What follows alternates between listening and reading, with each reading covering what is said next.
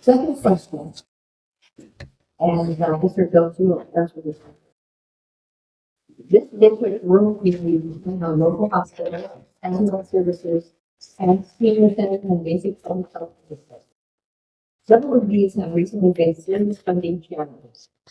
At the same time, the small rural schools must provide students, including those interested in trades and agriculture, with new career path opportunities available to students in larger communities. So these are two different issues. I'm just going to ask you to address one of these issues. You can either take rural health care and public services, or you can choose to address rural education and career health. You know, in all honesty, I'm good doing both because both matter. On health care, I've made it really clear. I voted for Medicaid expansion because in this area, 1 in 4 people are on Medicaid in Senate District 9. Right next door here, there's a Mariah's Health Clinic. Without Medicaid expansion, that FQHC closes. Someone would have a heart attack in this room, and without Medicaid expansion, likely would need to get a ride to Great Falls. I recognize those that oppose expansion tend to live in Billings, where the party bosses are, or Kalispell, and that's fine. Their hospitals don't close. Ours do. Now, we tried to do Medicaid right. We did it the Montana way. It has work requirements in it.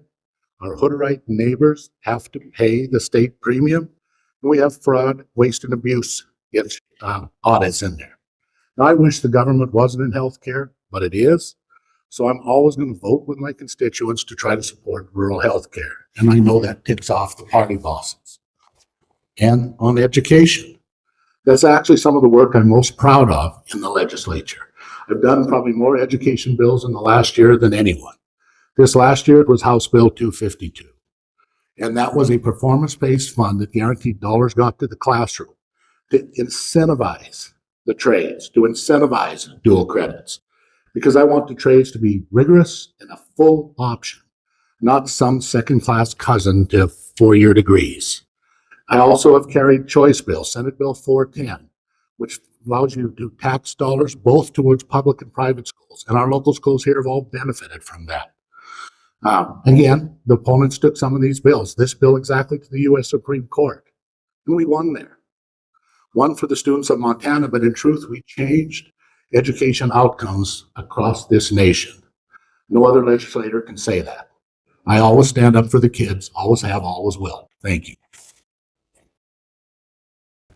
I voted no for the bill to pass in the last legislative session on Medicaid expansion. I fully support the good that Medicaid does, and I strongly believe the need for our rural hospitals to be sustained. But current Medicaid was not risk of being. It already addresses the situation that my opponent mentioned and care for somebody just walking in off the street.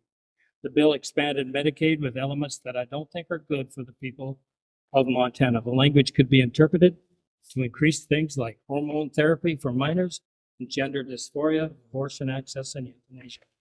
While those may all be illegal in Montana, I strongly pro-life and do not believe our tax dollars should be fund controversial or medical procedures. I disagree with projects and additional line items that were all part of that bill. I will absolutely support local hospitals and care for those who need it, but I do pay attention to the entire bill and won't just vote for it because the title is something I agree with. On our schools, I'm a strong pro school choice and community choice in our schools.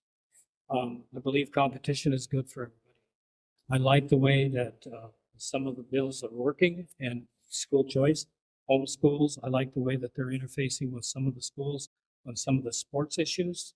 I do find a problem, we have a huge problem with Brady, Power, and Dutton all combining at one time. Those were all sustainable schools. We've losing population. It gets a little bit tougher to put that all back together again. It takes 3 teams to field a 6-man football team down here. And so those are the types of things that I think we have to work on. We can't just accept the status quo. We need to fund our teachers. We need to fund various programs in the school. And we definitely have to do it for the kids.